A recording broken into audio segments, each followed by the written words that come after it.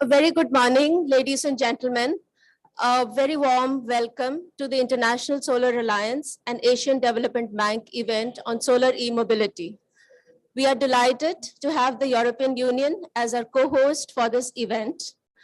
As we know, ISA is an intergovernmental collaborative platform with a mandate to support the increased deployment of solar energy across its 100+ member countries. The theme of today's event is solar e-mobility. We all know that EV deployment can be truly clean if the vehicles are charged through renewable energy sources.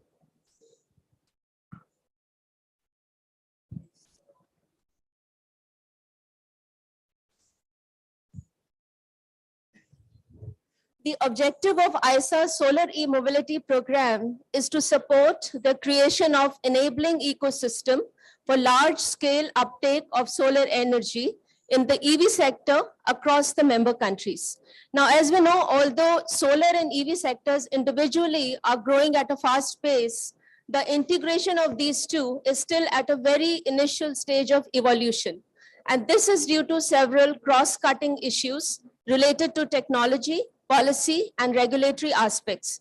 We will discuss all these issues today in detail during the sessions.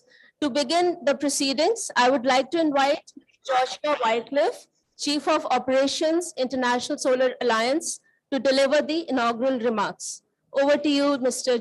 Wycliffe, please.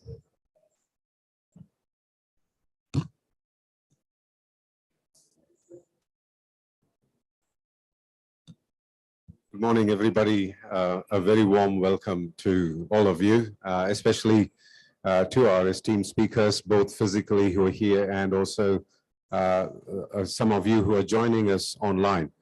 This is a very interesting topic that we'll be talking today at very interesting times that we have. And as per the estimates that we have had from the IEA, the transport sector contributes to the emissions of about 37% of carbon emissions around the world. And would you believe 80% of the emissions is from the road transport alone. So we're living in some demanding times and very critical ones to be able to provide intervention that would be able to bring down these emissions in these tough times. Now, if you consider the growing rate of transport demand across the world, at the transport sector, like I said, if we were to do the right thing, we would be contributing towards 5.7 gigatons of to achieve the net zero emissions that we see. ISA is in the business of helping and facilitating and making sure that the electric vehicle deployment through clean energy will be able to achieve its GHG emission mitigation targets with its member countries across the globe. And so the potential target is brought closer to home, and we're able to provide facilitation both business-wise, investment-wise, technology-wise, and also partnership-wise to be able to bring in practical measures like battery swap stations that are charged through decarbonized electricity grid or renewable energy sources. For instance, the GHG emissions related benefits for the electric vehicles will be better harnessed in countries where the grid has higher share of renewables. And there, energy can be a viable option to be able to provide EV charging stations, especially with considering the modular construction and the various modeling that we have in putting up in cities landscape. It makes it a lot more easier and quicker and easier to be able to install. It can also be achieved by an open access mode or on-site rooftop, which is normally called RTPV, installation at charging points. And RTPV has several benefits owing to the ease of installation, as I said, across any landscape facility that you see. The PV panels can also be integrated directly, as you all know, onto the vehicles itself, and we call this vehicle integrated photovoltaic technology. The VIP PV can help in extending the range of EVs or even provide complete charging needs of the vehicle in certain use scenarios. Like for instance, there are countries where it's full of islands. Like for instance, some of the Pacific Islands are scattered between the geographies. There are countries with more than 200 islands scattered, and the only mode of transport is through boats. And I see some of our distinguished panel members have invented technologies. They will be talking today into boating, integrating into boats, the solar PV technology. So when we look at options like this, recently I was talking to a small island development state, and I was working with them on how to model it. Some of these technologies, interestingly, had not penetrated into the market because of the lack of awareness. ISA exactly does that. It's the business of raising awareness, educating investors, providing facilitation to the investment groups across the world. So we make investments a lot closer, to bring it a lot closer to home. Another area where ISA provides support is being able to provide risk mitigation instruments, insurance instruments for investments into businesses like this. So the businesses can invest rapidly, bring results rapidly, outcomes, mitigation outcomes closer to home.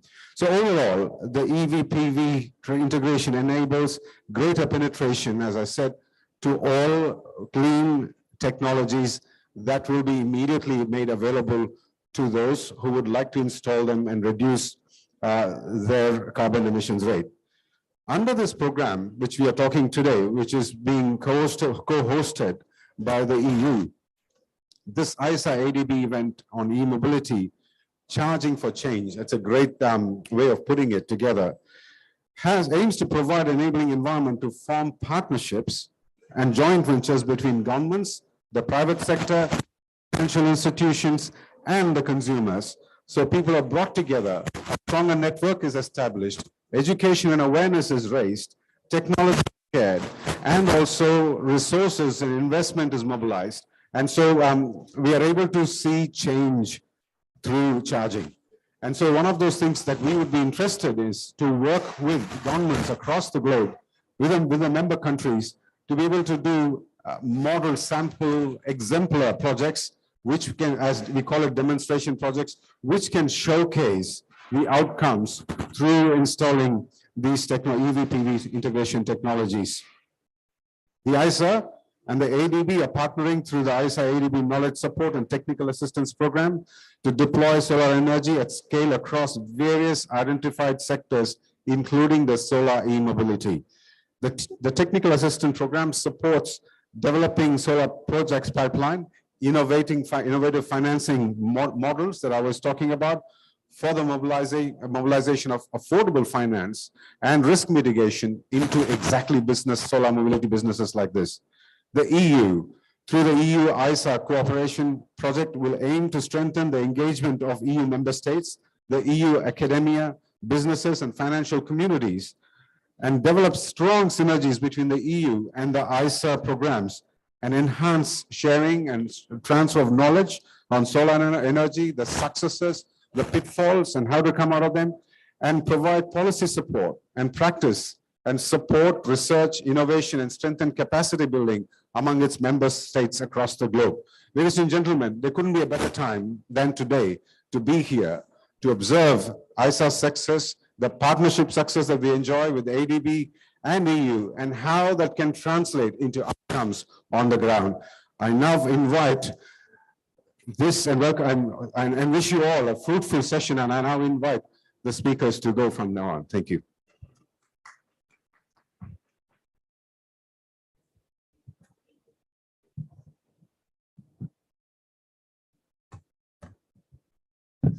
Thank you, Mr. Wycliffe. I would now like to invite Dr. Priyantha Vijayatunga, Chief of Energy Sector Group, Asian Development Bank, to give the ADB perspective on this theme. Over to you, Dr. Vijayatunga. Thank you. Thank you very much. Good morning, the distinguished speakers, the ladies and gentlemen, and everybody else in the audience. Let me begin by thanking the International Solar Alliance for hosting this event on solar e-mobility with us, and the co-host, the European Union, for the valuable support provided. I would also like to welcome all the eminent members again speaking today. Events like these are excellent reflections of international cooperation. If we are to successfully fight the looming climate crisis, international cooperation is the need of the hour. I'm grateful for this opportunity to be part of this conversation on scaling up solar for e-mobility. Transportation connectivity in general is the lifeline of all our economies.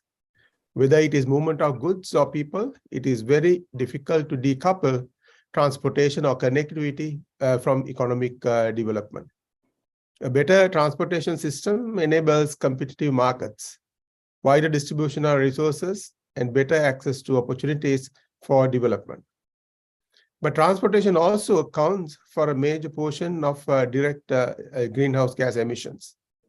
With increasing urban population, the need for ease of transport would only put more cars on the roads. During this inevitability, it is important that the transport sector is transformed to create infrastructures and systems that enable development of affordable and sustainable modes of transportation. ADB recognizes this need and therefore places transport as an operational priority under its Strategy 2030 development framework. Electric vehicle is the most obvious choice of the solution. When it comes to making transportation sector environmentally sustainable, but more needs to be done. The energy used to charge the electric vehicles have to be sourced from renewable energy sources like solar for the EV deployment to achieve its full emissions reduction potential.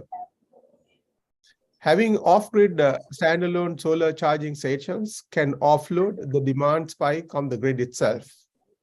This is particularly relevant for the regions where the grid infrastructure is unable to keep up with the rapidly growing energy needs, which is the case in most of our developing countries in Asia Pacific region in our case.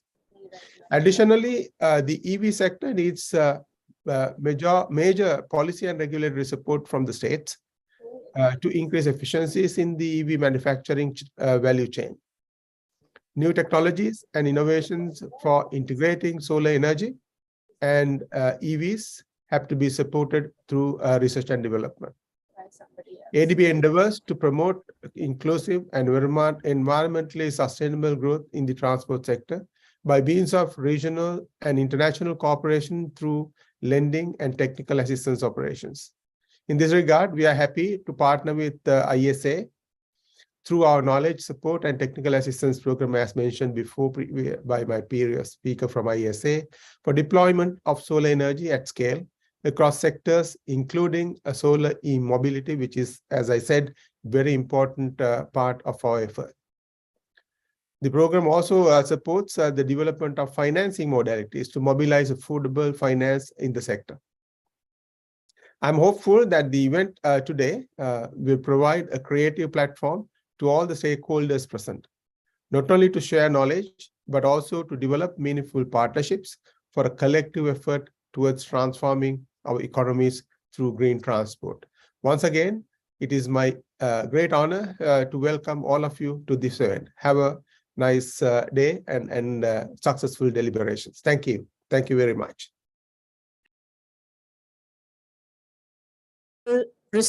Remarks. Ladies and gentlemen, I now invite Mr. Paolo Bartoldi, Senior Expert, Directorate General, Joint Research Center, European Commission, to share his thoughts on this sector. Thank you.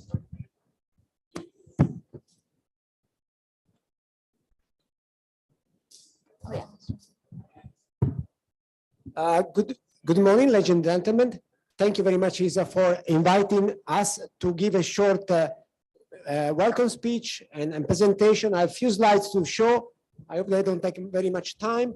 I work for the European Commission at the Joint Research Center, and I'm going to present you a study on integrated photovoltaics in electric vehicles. This study has been led by Dr. Christian Thiel, a leading expert at the Joint Research Center, both in electric mobility and in photovoltaics and renewable energies. So in the European Union, we are very keen on renewable energies and also on solar. And European Commission public Solar Energy Strategy Communication 2022, highlighting the role of electric vehicle as a way to store energy and increase the use of renewable energies. So a strong integration between solar energy and electric vehicles in homes, in buildings, in integrated energy system, and a decarbonized energy system. And of course, he recognized also the role of vehicle integrated photovoltaics as a way to decarbonize the transportation sectors, which is a very difficult sectors, at least in EU, to decarbonize. So there is a clear role for photovoltaics in mobility in electric vehicles. And this is a study going very, very quickly to touch upon, to represent it, but there's a scientific paper published that you can look at. So I'm talking about photovoltaics in vehicles. Sorry, can you go to the next slide, please? And next slide again. Okay, some example A is very old, is a JRC experimental vehicles about 20 years old, now retired, but other example are there. Next slide, please. Okay, this is our study, basically installing some photovoltaics on cars, on vehicles, on a van and a normal passenger car. You see the weight does not increase very much and is about 400 or 500 watt peak power. And the study showed different climatic conditions because solar energy is not equally distributed, it is available everywhere. So in some places like Phoenix in Arizona, gives a lot of result. In other cold climate, rainy climate, maybe not so much result. Next slide, please. And this is showing that the solar radiation in the 6 different climatic conditions, including Asia, but also Latin America, North America, and Europe. Next slide, please. So the result of our study, taking account the real climatic condition, showed that a large or significant amount of kilometers can be covered, fully powered by the photovoltaics in the car over a year. So is on average in a year period. And in particular in Phoenix is very much relevant. Next slide, please. And our study is really in between other results from car manufacturers and other researchers showing that the range, of course, as I said, we took very much attention to the real climatic condition, but again, the experimental results are very much online, showing the important contribution that photovoltaics can bring to electric vehicles, mileage, and energy consumption. Next slide, please. And very quickly moving to the conclusion, our study covered a simulation of 10-year period with a real climatic condition and detailed modeling of an electric vehicle with integrated photovoltaics. On average, with this amount of photovoltaics around 454 watt peak, we can cover between 12 and 35 of annual mileage of a car, and for a van a bit less, but still significant, from 9 to 23%. So this is, I think, is incredible result showing the importance of installing photovoltaics on vehicles. Next slide, please. Of course, in the best situation, we can go up to maximum 44% and 29% of a van. And the annual variation is not that much, it's about 7%. Next slide. So we are very important to promote photovoltaics in vehicles, to inform the user on the real performance, and also, of course, related them to the local condition, to give correct information to users on energy production and contribution of photovoltaics. Next slide, please. And finally, I want just to make you aware that the EU is running the Horizon Europe program, the framework program for research and innovation, which is open to international collaboration with countries outside the EU.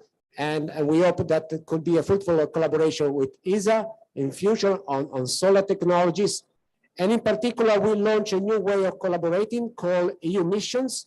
And there is one that is targeting climate neutral and smart cities. We aim to have 100 climate neutral cities by 2030.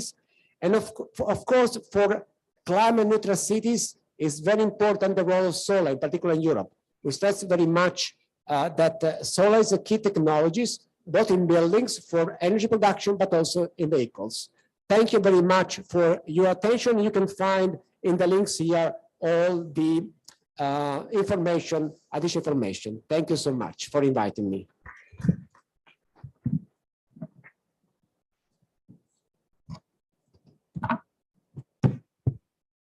Thank you for your remarks, Mr. Bartoldi.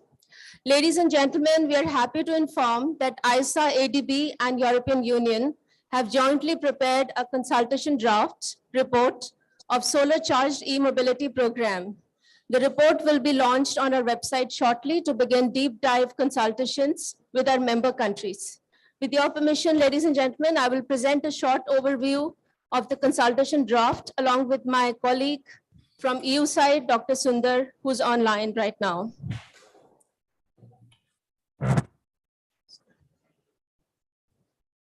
So we'll go to the next slide, please. The contents of the report, you can see the report on the left side. So we basically start the report with large-scale electric vehicle adoption scenario, which can reduce emissions from transport sector. Then we discuss the solarization of e-mobility and the mechanisms to solarize the sector. And then we have compiled number of case studies across all vehicle segments, starting from two-wheeler, three-wheeler, buses, solar integrated ferries. So those kind of case studies give us a lot of ideas about what is the thought process of the developer and how they work around the sector, technical as well as policy and regulatory challenges. And then scaling the deployment of solar in the EV sector. Here we have discussed the different business models that can be applied depending upon how the country is placed in terms of their grid and different policy and regulatory instruments. And then we have prepared a framework which can be used to evaluate or assess the country readiness to adopt solar EV. And then we have a case illustration using the framework. We have used the framework to an ISA country. We have used India as an example. Go to the next slide, please. So if you look at the different scenarios that are existing in solar EV sector, you can have solar-based charging, where the charging stations are directly charged through solar, or panel integrated electric vehicles. We call it a vehicle integrated PV sector. And now there can be two different verticals. One is using existing grid distribution network, or a standalone solar, which is supporting the battery storage as well as electric vehicle charging. Now they can have different models. The bilateral power purchase from third party is one of the way to go. Then the developer or the charging station owner can have its own solar captive generation. Then the solar power through the power markets or exchange, power exchange. So all these exist. And then of course we have the net metering, which is available in many places where you have grid interactive solar generation with net metering as option. Now, there are different mechanisms like workplace charging, battery swapping, solar with battery energy storage, and time of use tariff. All these scenarios have to be thought about to actually develop a business model which will work for that particular country. Going to the next slide. So these are the different case studies we have done. Just an example. The solar integrated ferry, we have the speaker from Aditya Ferry, Nevolt Aditya Ferry. It's electric boat. And then we have Kayula solar bus. We have Lightyear panel integrated cars. Then we also have Aptera case study, a three-wheeler solar car. Go to the next slide, please. So these are the different 5 business models we have prepared as an example. And we will be talking to member countries to further refine and validate our model so that based on their own scenarios and preference, the ISA member countries can adopt the model and go towards solar integrated EV ecosystem. So if you see the first one, it's third-party solar generation is providing to the solar the charging station. Then any additional power top up you require, it comes through the grid utility on the right side. And of course, the other RE sources through the open access. The second is the power market, where you have the exchange platform talking to the charging station and additional power provided by the utility. The third business model we developed is captive generation with net metering provision. You can see the outlay. And the fourth one we developed is about the captive solar generation. Fifth one is the off-grid standalone without any grid interference with battery storage system. Going to the next one, please. So what we did was we prepared the framework. We shortlisted the most important and relevant factors which impact solar EV adoption. And then we figured out the inflection points for those particular parameters where a country will switch to solar charged e-mobility ecosystem. And of course, that will lead to the next step, which is maturity of solar EV ecosystem. And the next step would be, first of all, identify a suitable approach or model for that member country, assess the country's readiness score, and then improve that particular parameter to go towards the preferred business model success. Now I'll give the floor to my colleague from the EU side, Dr. Sundar, to give you an illustration of how we calculated for India as a case study. And over to you, Sundar. Yeah, thank you, Dr. Mridula. I would request the IT personnel to go to the next slide, please.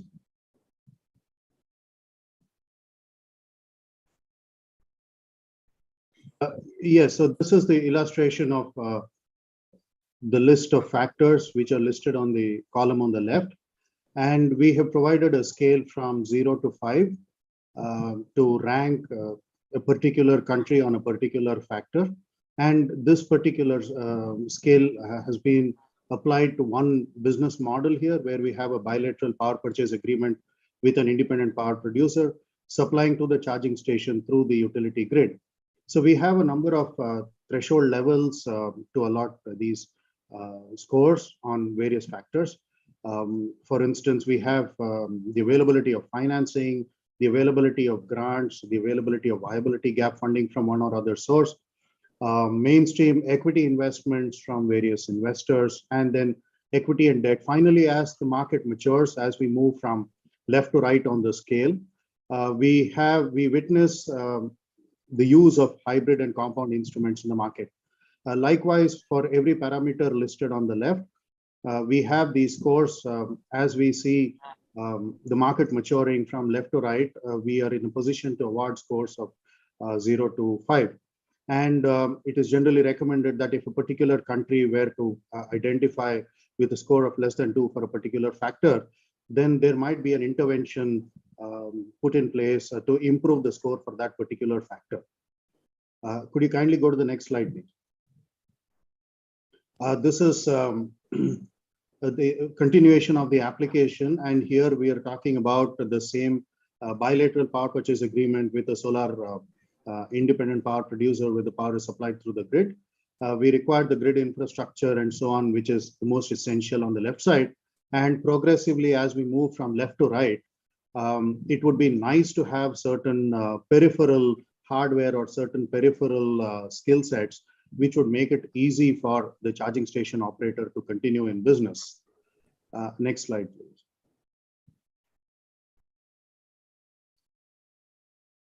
So here we are applying the country readiness and the relevance, the business model relevance to India. Next slide, please.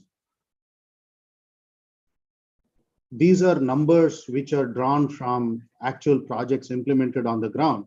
And as one would imagine, when the charging station operator is sourcing power from a third-party supplier, a large part of the input cost is relates to the purchase of power.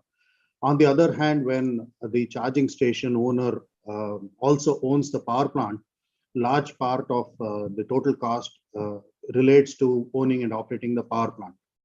So we observe from the panel on the left side below is that the efficiency of asset use is maximized when we are in a position to consume the power which is generated And when we are not in a position to charge vehicles, we have a connection to the grid to export the surplus power.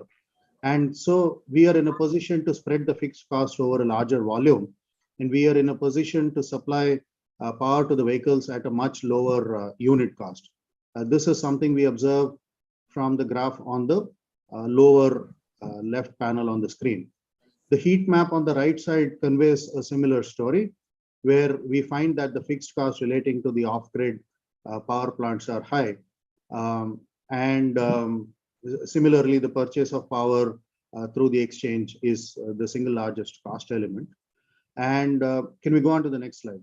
This has implications for the business model which is selected and is a function of the maturity of the market. Can we go on to the next slide, please? So here we have quantified these factors. We have awarded certain scores based on our observations of the market and the relative maturity. And we find, of course, that given the higher risks, it might be a little more difficult to mobilize financing, for instance, for an off-grid charging station with a battery because of two factors. The capacity utilization of the project asset might be suboptimal, and we might not have very efficient battery swapping facilities at these situations. So it increases the risks faced by investors. So based on such observations on the field, we have awarded these scores, and wherever we find that the score might be 3 or 2, there might be a special intervention required to enhance the attractiveness of that particular segment in India. Next slide. So we would like to sum up this presentation. Of course, this consultation draft will be posted online sometime soon. The next steps would involve interaction between the member countries and the ISA to review and validate the scales to begin with, the parameters to begin with. Some of the parameters or some of the factors that we had visualized might apply to most countries, but there might be unique factors which impact individual countries. So we would like to hear from the member countries to validate the scale in the first place. We would like to follow this up with requesting the member countries to assess the readiness of their own markets using the scale prepared in this consultation draft and presented in this draft. And then we would like to request the member countries to evaluate the specific business models which would work best given the maturity of the markets through the use of the relevance matrix. I would like to stop here and hand it over back to Dr. Mridula in case she wants to take it further. Thank you, Sundar. Thank you, ladies and gentlemen. I would now like to request Dr. Philip Malebranche, Assistant Director General, ISA, to moderate the panel discussion. And I would request Mr. Donald Kabanda, CEO, Rwanda Electric Motors, to come on the dais, please.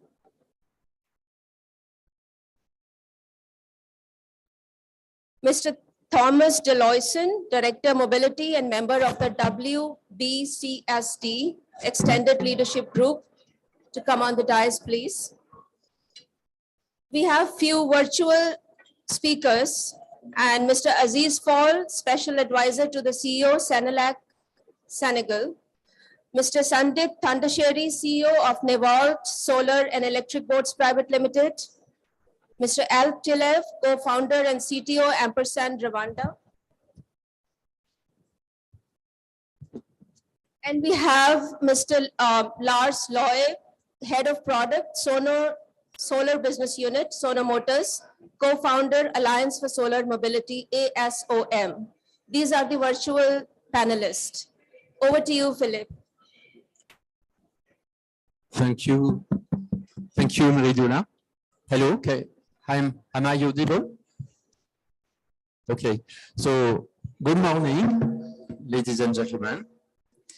So my name is Philippe Malebranche, and I will moderate this panel. I first would like to insist. Hello, yes.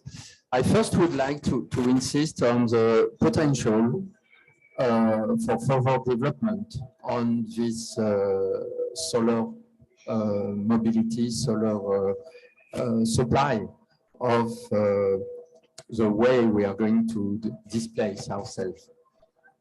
In the future, for the year 2050, some studies are planning a potential for solar PV in the range of 60 to 70 terawatt installed capacity. So far, we have just reached 1 terawatt. The second terawatt will be installed within 3 years from now. And some studies are planning 60 to 70 terawatt being installed by 2050. Out of that, 20 to 22 terawatt will be dedicated to the power system as such as it is existing now.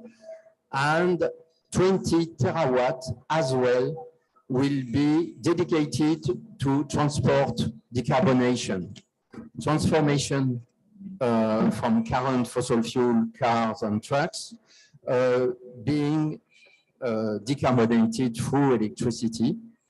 And it's a huge potential which will have to be supplied, and PV is really well suited for that.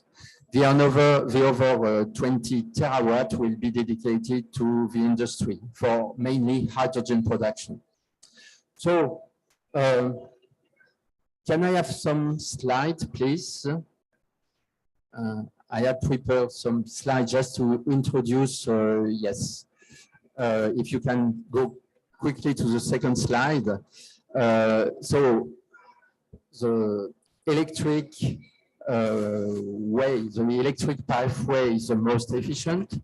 And why PV is really interesting, it's in terms of area, which should be dedicated to mobility. It's much more efficient. It's 100 times more efficient than biofuel with the conventional internal combustion engine.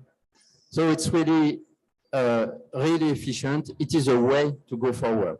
Electrification of transportation and plus PV. Next slide, please. The key issue is to be as efficient as possible. And it's especially relevant for small vehicle, I would say motorbikes, three-wheelers, or lightweight for cars.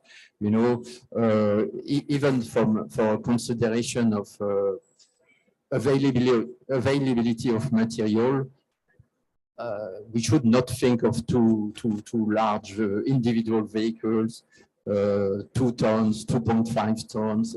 It's not really efficient and sustainable. Next slide. Yes, the consumption is really dependent on the weight of the vehicle. So, of course, two-wheelers. And next slide, please. Next slide, yes. A motorbike will consume 4 to 6 kilowatt-hour per 100 kilometers. A three-wheeler, a bit more. A four-wheeler car, will be in the range of 12 to 20 kilowatt-hour per 100 kilometers, which means that you have the equivalent 1 square meter of PV panel. You can see that if you have something like 10 square meter of PV panel, it's very relevant to most of the average distance, average range that people are driving per day or per year. Next slide. Next slide. Yes, so now it's example. We can go very quickly through this example. So two-wheeler, three-wheelers. Next slide. Yes, next slide. It's many types of vehicle. Next slide. Yes, next slide. For four-wheelers, next slide. It can be even trucks. Yes, next slide. The buses, trucks. Next slide. Just to show you the range of application. Next slide. It could be trucks as well. Next slide. Yes, and also it can be mobility applied to boats, small one, larger one. We will have example later today. Next slide. So as an introduction, we have a huge market ahead of us. Of course, PV charging stations are interesting to supply most of the electric vehicle, and then VIPV may be relevant as a range extender, as several benefits that we are going to discuss. So there are obviously remaining challenges, cost of integration, certification of product may be an issue. These are topics we are going to discuss later on. So thanks for this slideshow. You can switch it off. And now we will start our discussion. And I will hand over to Mr. Donald Kabanga, who is the CEO of the Rwanda Electric Motors Company. And he will share with us his experience in Rwanda on both two-wheeler and four-wheelers, or on cars. So, Mr. Donald Kabanga, the floor is yours. Thank you so much for this introduction. As said, my name is Donald Kabanda, and I'm the CEO of Rwanda Electric Motors and the chairman of Electric Mobility in Rwanda as well. I'm delighted to be part of this discussion and giving experience of what we are going through in e-mobility in Rwanda, as well as in general sense of Africa. E-mobility is the future of the transport if you are to decarbonize the environment and find a solution of better healthcare in terms of what we breathe, in terms of carbon emissions. Rwanda Electric Motors is participating much into the public transport in Rwanda, whereby we introduced the two-wheeler electric motorcycles that are using two batteries, of which we do have what we call centralized charging system, in which we do charge several batteries, and the charged batteries are distributed to what we call swap stations.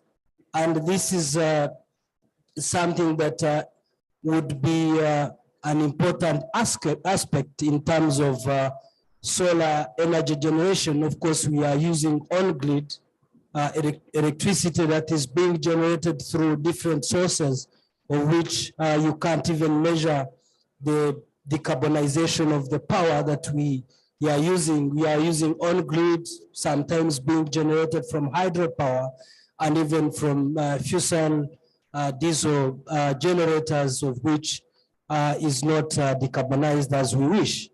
So looking at the transport sector in Rwanda or in Africa in general, public transport is fond of using motorbikes, and charging batteries and of which are used for transport would be a good approach when we use solar, especially on the big roofs where you can charge several batteries. And even when you look at the investment perspective, as we already invented in two batteries, the panels should be put on the roofs and directly stored into our batteries, and these batteries are being put into use in terms of transport. This has proven to be right in our experience as the use of central charging system, and having duplicated it in several parts of city of Kigali, it has proved to be efficient, though using the high on-grid electricity. And for the sake of scaling up, we are looking forward to collaborate with solar organizations, whereby in the area where you cannot find on-grid electricity, you can use solar panels to have a centralized charging system and charge your batteries and distribute them to different locations where you cannot even access on-grid power generation. So this is the approach of Rwanda Electric Motors.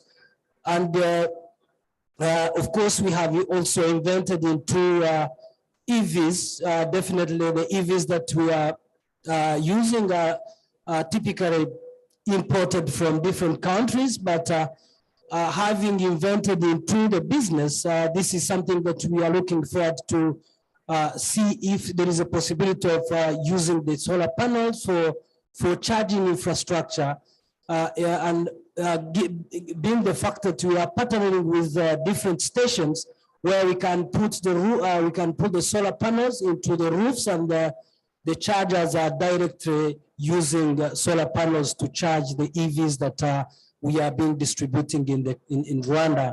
And of course, with the perception of integrating this into other African countries, because the business is open, however private is, and the government of Rwanda is supporting e-mobility in general by providing incentives.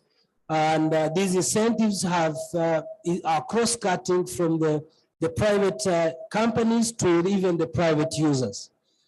So, and having the IC International Solar Alliance on board as the member country, Rwanda would definitely collaborate into the implementation of solar panels to different infrastructure that are being used for charging and charging infrastructure. If I have not taken much time, of course, I've talked about the approach we are using, and the integration of solar panels to EVs definitely for our case is not an option at the moment for the two-wheelers, because the two-wheelers are not having enough space to install the panels, but having a centralized or decentralized charging system and having the batteries as the option would be used in terms of scaling up the electrification of e-mobility in Rwanda in general. Thank you so much for your attention. Thank you for this introduction and sharing your initial thoughts.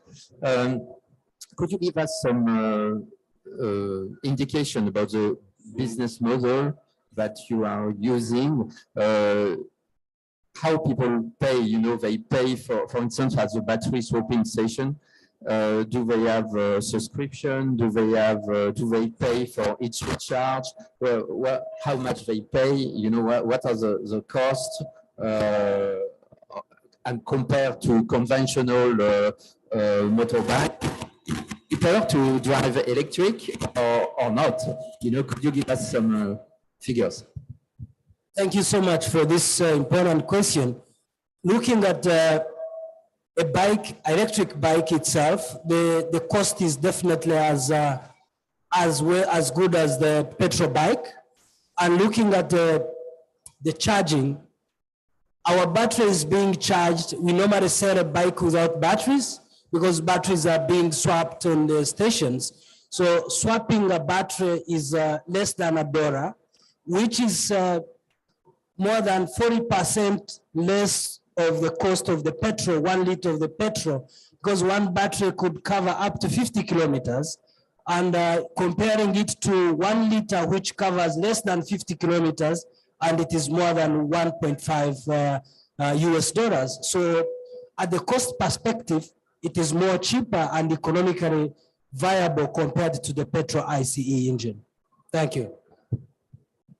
Thank you for this clear benefit. Now I would like to hand over to our online participant.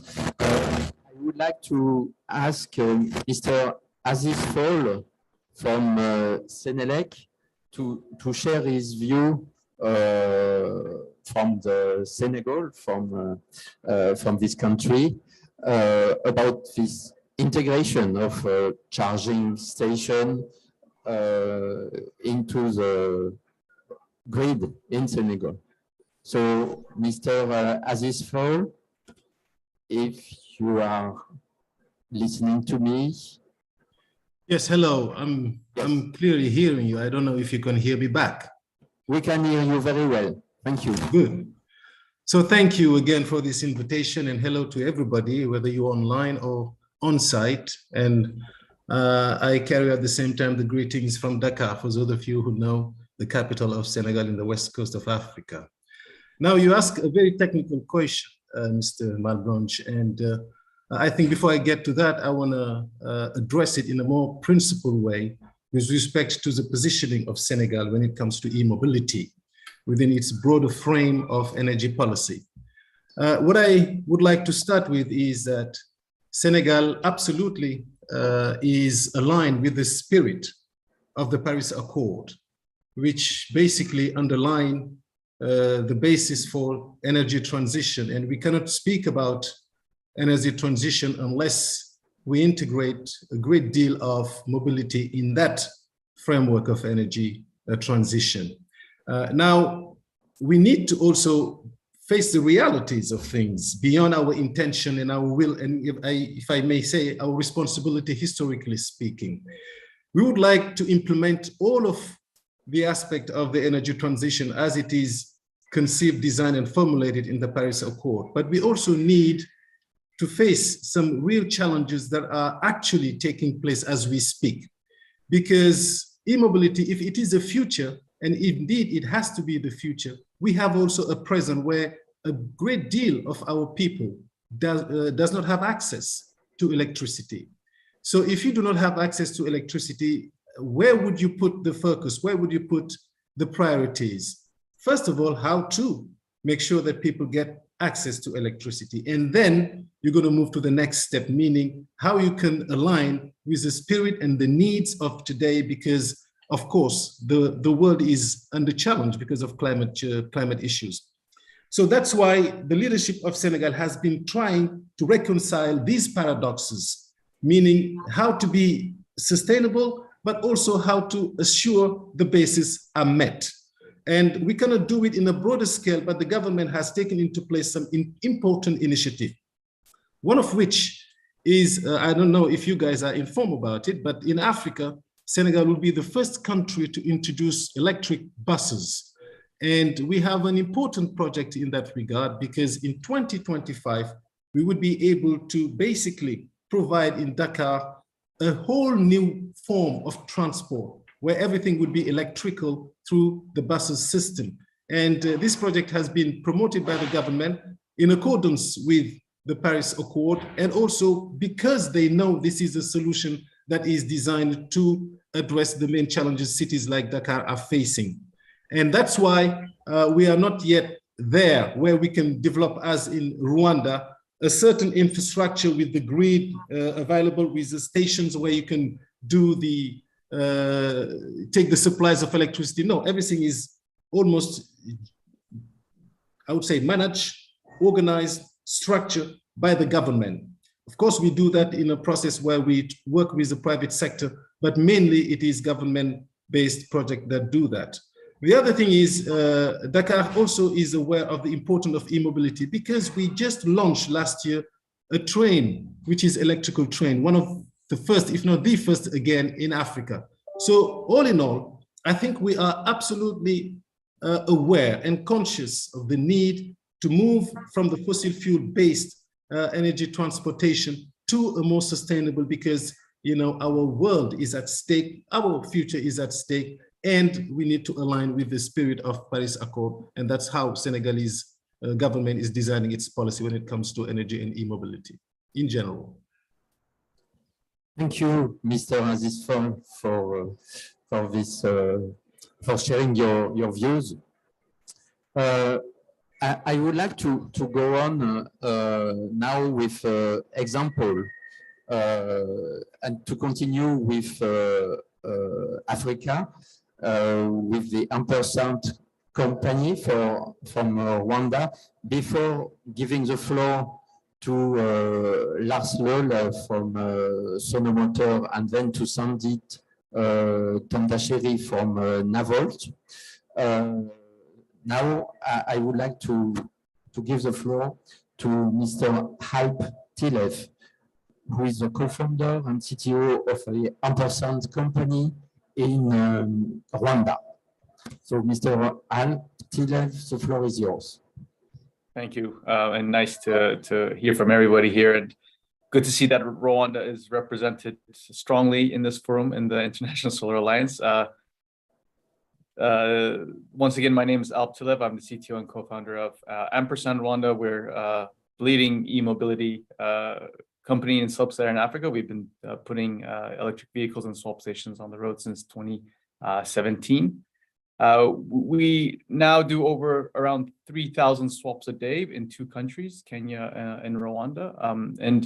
And to think about solar in this aspect, it's quite an interesting proposition because it often comes up.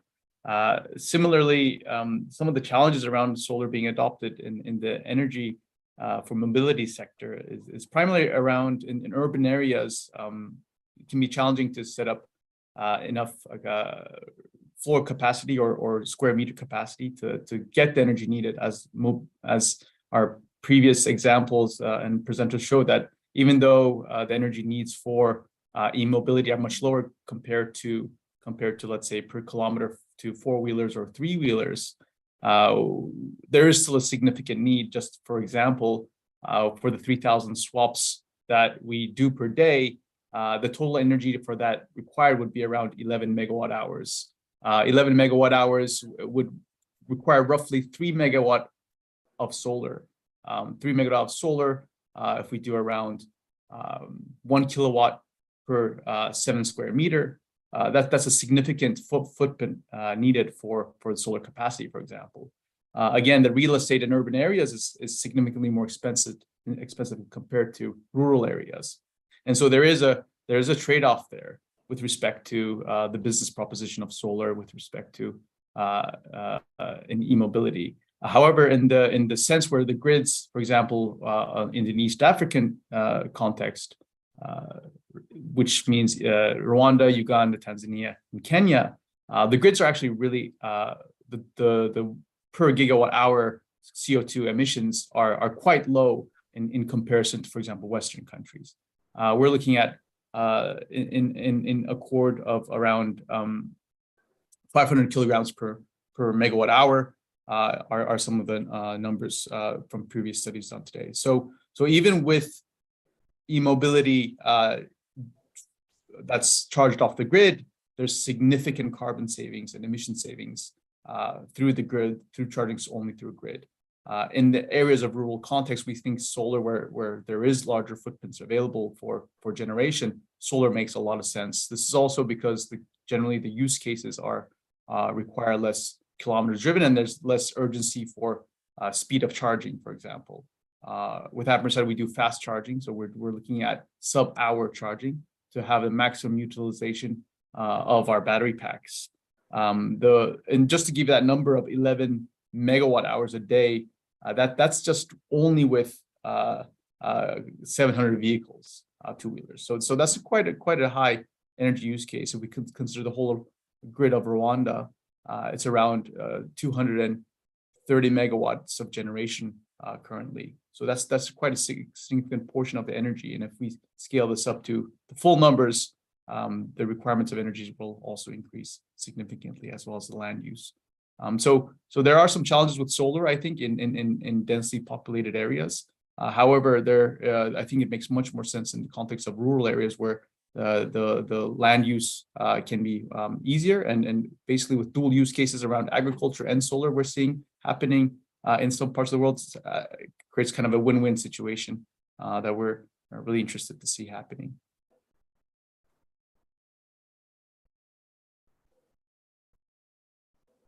And I'll just pause there and hand over to my other fellow panelists. No, I just wanted to comment on what you just said.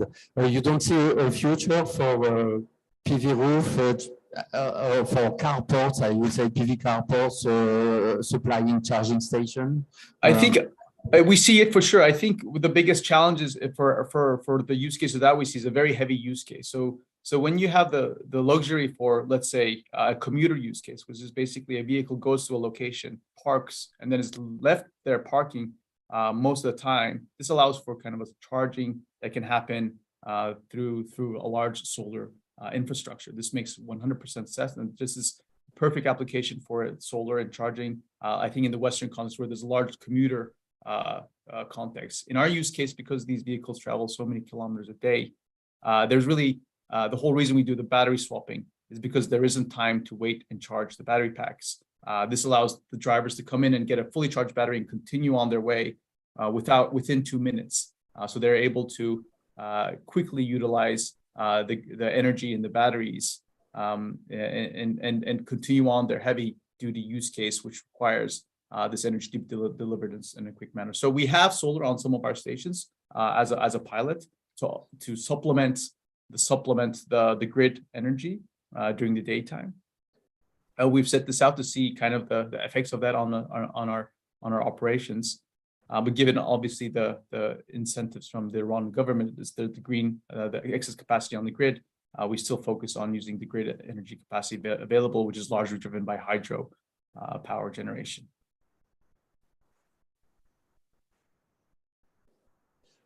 Okay, thank you for this description. Now I will hand over to Mr. Lars Löhle from Sono Motors for him to share his view on the solarization of vehicles.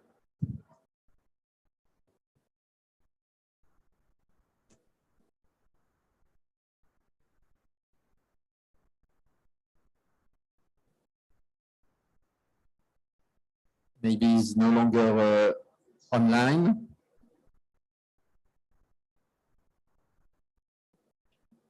Okay, let's skip to Mr. Sandit Tandasheri, and he can join us again. So thank you. Yes, thank you, Sandit Tandasheri. Sandit Tandasheri is the CEO of Navolt Solar and Electric Boats, having been very active in Kerala, India. So Sandit, the floor is yours. Yeah, thank you. Can you see my screen? Yes, very well. Great. Okay, so we all heard about road, so let's hear about water. And so I'm in the marine transport space. And today I want to speak about the story of Aditya, India's first solar ferry, and how it is relevant in applications in marine transport. Now, and in this, when Water Transport Department, which is operating around 100 boats in India, in the state of Kerala, when they set out to solve their problem, which of course we know one of them is air and water pollution, and shipping contributes to 3% of global emission. We all know that. And we also know that diesel ferries cause a lot of noise, vibration, and smell of fuel. But this was not the most important issue for the department.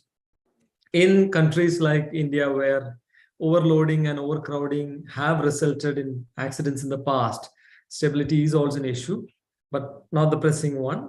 For a public transport, operating expense is the biggest issue. And in a subsidized transport, for instance, where for a distance of about 3 kilometers, you charge around 4 cents. The daily revenue is only $75. And to run that operation, to run it at 100 liters of diesel, you need about $125, including other maintenance expense. So this is a key issue. And you know that public transport CapEx is not the issue. There's always OpEx that is a killer. So it was known that solar electric can be a solution, but it's not very straightforward. You have to get a few things right. That's what we've done. So we discussed about how to make the vehicles lighter. The same thing in the boats also. Make it lighter from 35 ton to 17 ton using composites and aluminum instead of wood and steel. This is one requirement.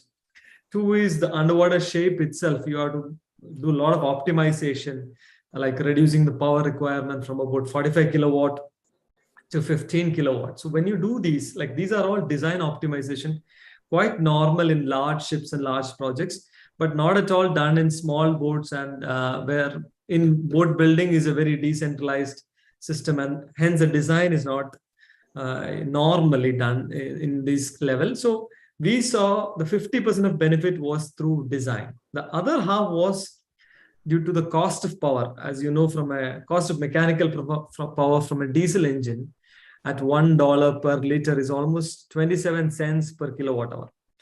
When you shift to an electric system, the same 27 cents became almost 10 cents. And this is exactly what the case study for an electric vehicle is. But what we do differently is we have about 70% of the energy coming from solar, and which means the cost of power becomes almost 3 cents. It's almost 1/10 of the cost from a diesel engine. And that's the key to our success. We also need to put extremely safe marine grade batteries. We use only LFP and LTO, and also a lot of IoT and analytics to make sure the boats are performing best.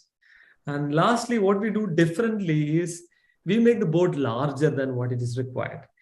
Typical 75 passenger is a 5 meter by 15 meter. So we make the area twice, which means like 7 meter, 21 meter, so that we can make a bigger solar panel, a smaller battery, just like a Tesla car battery size, and so that the economics work. And that's a key aspect in India.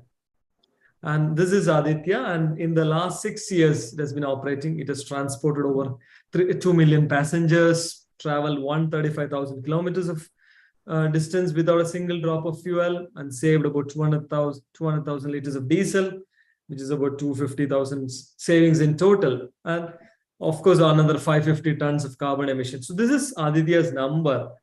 And based on the success, one aspect you see is that $125 of OPEX is now dropped to $3. And this is the most important aspect, what has been achieved in Aditya case. But more importantly, even the total cost of ownership, which is we see a 20-year life cycle. If you see a difference in capex of 100,000 is a difference in capex. But if you see in a diesel ferry, the fuel is the biggest cost. And even if you consider the energy cost in a solar ferry with the battery replacement in the 7th year and 14th year, the total cost of ownership is less than half. Clearly a better product, which is also cheaper. So hence we already have 6 ferries deployed and about another 15 more under construction. It's not just public transport, even leisure. So we have about 7 of such leisure boats for tourism applications in operation. And again, another 10 more under construction. This is another very interesting application. Even high speed, when the requirements demand slightly higher speed, you change the technology a bit to go to high speed charging, etc., to achieve the same economical benefit. Every place where there is a public transport, there is a possibility of having vehicle transport also, especially when the water distance is less than the road. And that's how we are building, which might be the world's first solar electric RoRo, which would carry about 40 cars, 30 cars and 4 trailers. This is relevant for many of the countries in India, South Asia, Africa, where small fishermen cannot survive based on this high fuel cost. So we are trying to make these solar boat along with Shell Foundation. We are making 6 of them so that these small marginal fishermen can make their livelihood better by making it completely solar electric. In India, this is an issue. There is an absolute disregard for policy support, unlike what is provided for electric auto rickshaws, bikes, cars, and buses. There's nothing for electric boats. We hope something comes up, or if it is some other way, things can take off. The adoption can take off if there is more support. The future is the large ships, which is where we are heading to. It is not just solar and battery, but beyond that, some clean fuel like hydrogen and plus a bit of wind will contribute a bit more. And that's what we are working on. Hopefully, we are trying to raise the funds for this. Maybe in another 3 to 5 years, we should have one running in India as well. So this is, we are all heading towards marine transport, which are enabling a cleaner and quieter ocean. Thank you very much. Thank you. Thank you very much, Sandit. Your presentation, your slide on the reduction of OPEX was really impressive. And how would you see the market now? Is there a traction that you may see on this application, or is it quite stable? Well, what would you say? No, for us, we are seeing a fantastic spurt in orders, for example, just driven by one state itself. We are having an order book of almost 35 boats, which is driven by just one state in India, which is Kerala.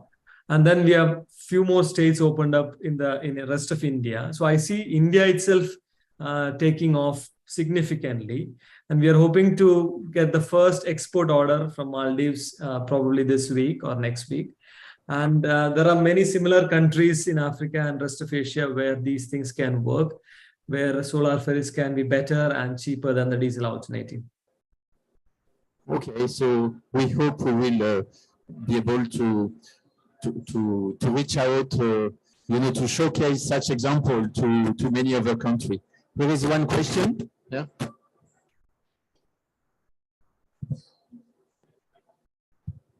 Thank you, Sandeep. This is Joshua Wycliffe from the International Solar Alliance. During my initial remarks, I mentioned about some of the island states that I had visited recently and met with the leaderships. Key question was making this technology available to small island states where marine transport is the major transport source. Has your organization, or are you aware of any other organizations that has made efforts to export these technologies to countries that critically require this transport model in solar technology energized? So clearly, island states need the solution, but it's more or less where the struggle is the financing. And I think in the case of Maldives, it was an ADB project where I went there from an ADB perspective, and finally it was tendered, and finally we are getting that project. So most of the countries would need some kind of a financing mechanism.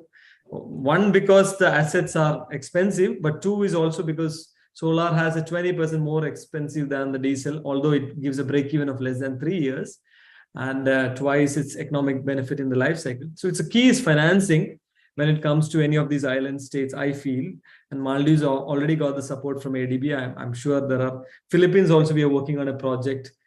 So there are, I think most of the island states would need some support from ADB and ISA like organizations for financing, I think. So last week, ISA launched a financial mechanism in terms of risk mitigation, payment guarantee, and also insurance premium products. So would organizations like you, would there be an uptake for something like that? For sure. It will help us, because for us also, frankly, we have not done an export order in an asset like boats. And this will be the first order. And we know the importance of the payment guarantees and all when we are doing an LC and other things. So maybe the Exim Bank and things, we have to work together. So if ISA has some solution, we are definitely interested in trying to find more for this project itself. Okay, thank you. Thank you, Sandeep. Let me check if Lars from Sono Motors join us again. Otherwise, I will hand over to Thomas Deloison. So Lars, are you online? Okay, it doesn't seem so. So I will give the floor now to Thomas Deloison from the World Business Council for Sustainable Development. So Thomas, the floor is yours to share your thoughts on this solar mobility issue.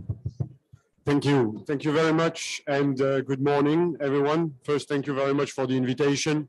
My name is Thomas Deloison, and I lead the Transport and Mobility Program at the World Business Council for Sustainable Development.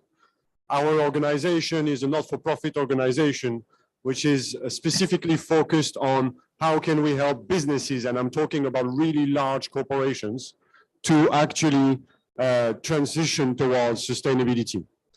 It is fascinating to hear all the examples that we have been hearing today, because if there's one thing that we keep on saying, it is that the time is really for action now. It's not anymore about the why do we need to change, but rather how we can change. And examples like the one of Wanda Motors and the Senegal showing that really the technology is available and is starting to be implemented are fascinating for us to see. And specifically because many of our organizations and large businesses are committed to net zero transition. And that means that they have to reduce, obviously, their energy consumption and reach carbon neutrality when it comes to 2050 targets. And we've seen that the technologies is available. It's not anymore a matter of whether we need innovation. It's a matter of implementing this technology as fast as possible and as widely as possible. So in our opinion, we need to see ways, and these are really great examples, to shift the mindsets from a cost to an opportunity. I think some of the examples that we've heard again today are talking to this very point. It is sometimes an opportunity for not only energy saving, but will provide opportunity for more resilience on procurement of energy and distribution of energy, as we have heard with your example on remote areas. It is an opportunity to reduce the operational expenditure when it comes to the boats and at ports, as we've just heard with the colleague from India. So this idea of shifting the mindsets from cost to opportunity is really at the center of our focus at the World Business Council towards our members, big, large companies, but also any energy end user, be it a government, be it a local asset owner. And that can be applied essentially to any sort of assets, such as offices, data centers, small manufacturing locations, retail sector, and retail points, and of course, charging points, including solar panels, are an example that can be also applied to warehouses. All of these assets are essentially sleeping assets that are just waiting to be activated. With a little bit of investments, we can, as I said, transform this cost into an opportunity for these assets to feed back energy into the grid, for these assets to allow for more inclusive distribution of energy and others. So this is where at the World Business Council for Sustainable Development, we are trying to work in creating what we've called demand-driven acceleration. We need to work on making sure that the owners of these assets are actually aware about these topics, are also able to measure the value that they can generate by investing into these assets. And this value is often obviously economical, but is as equally important social and environmental. And so the World Business Council for Sustainable Development is currently working on an accelerator, which is a complicated word for essentially a platform that we want to create where organizations like the ISA or companies like the one we've heard can join and essentially collaborate to accelerate the deployment of these technologies. And for that, again, we have to focus on making that shift of mindset, and it's about creating those roadmaps, helping the governments to define targeted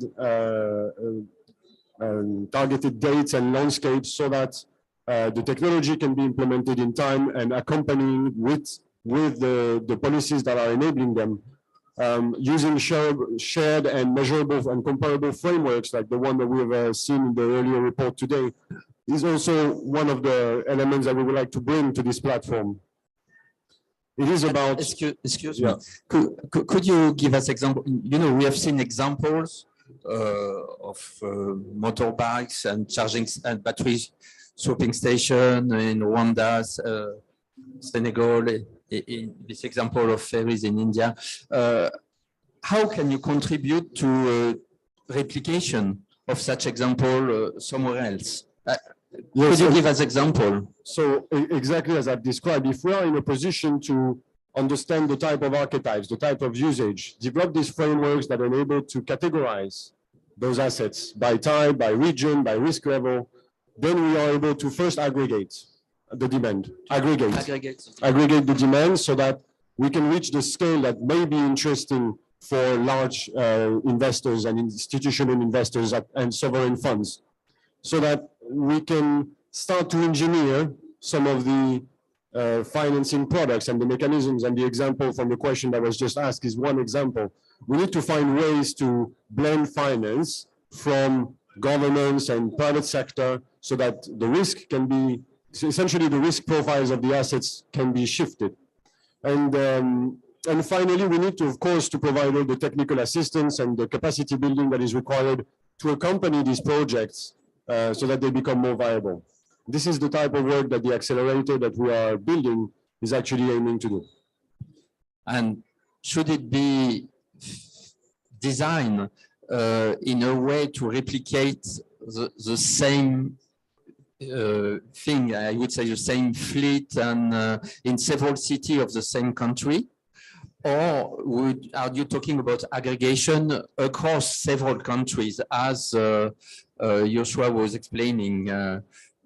At this stage, we are not aware of any working mechanism for across countries and international aggregation and therefore financing. Very often the laws and the regulations are requiring the vehicles, the financial vehicles, to be slightly different.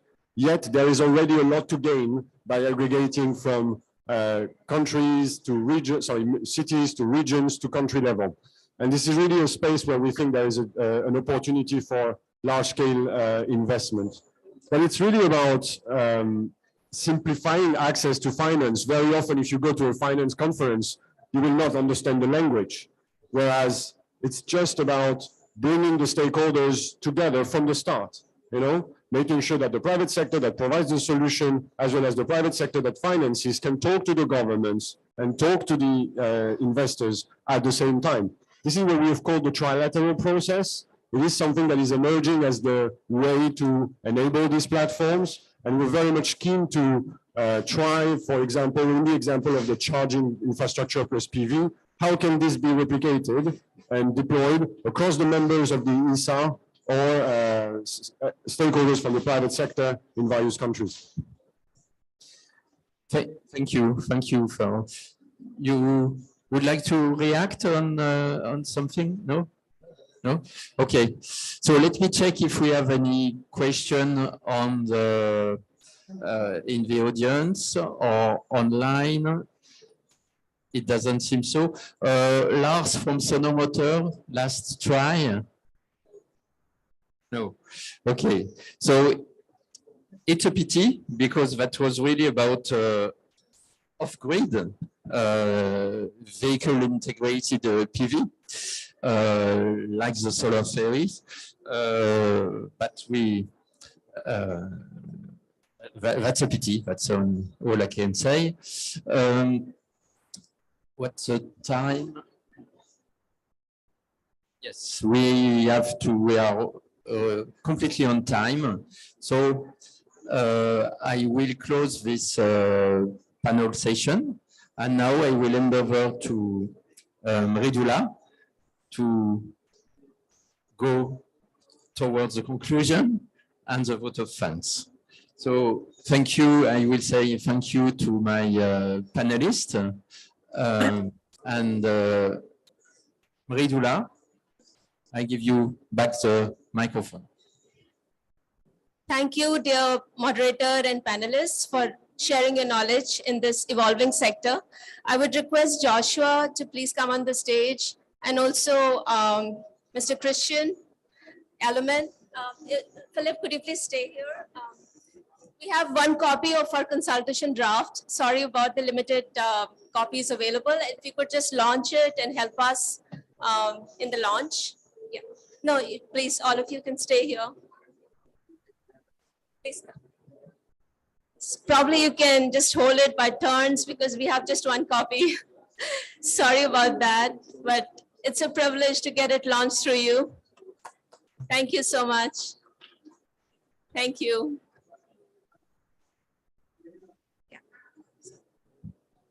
I would now request Mr. Christian Element, Senior Climate Change Specialist, Asian Development Bank, to please give the closing remarks and way forward. Thank you. Thank you very much. It was really an enlightening experience listening to all the thoughts and ideas and opinions, the explanations from the experts. Your efforts in researching the subject of e-mobility and solar are crucial to the wider effort of widespread deployment. I would like to express my sincere appreciation to all the speakers and would like to thank each of you for taking the time here today to join us, as well as joining us online and enriching us with the knowledge that you shared. The climate crisis is not one country's problem, nor can it be countered by isolated solutions. So there needs to be a comprehensive approach that also takes into account the specific climate change and how it disproportionately affects developing countries. So we need more collaborative action to fight climate change. Partnerships between the ISA, between leading organizations like the ISA, ADB, and the EU are what we need today. And I'm thankful for the ISA for providing the platform for everyone to find common objectives and a way forward. I would also like to thank the participants in the audience here and online for your participation and for some of the thought-provoking questions and comments that you shared. Lastly, I would like to offer my gratitude to the organizers who worked hard to make this event a success. As we end this event, I'm hopeful that the ideas and suggestions that we collected here today will form catalysts for actionable processes in the future. We hope to continue working together and pursue relevant projects in the near future. Thank you. Thank you, Christian. With this, we come to an end of this event, and I would like to thank all the panelists, moderators, and participants for your time. Thank you, and that brings us to the close. Thank you very much. On behalf of ISA, ADB, and the European Union, I convey my gratitude for your participation. Thank you. Thank you.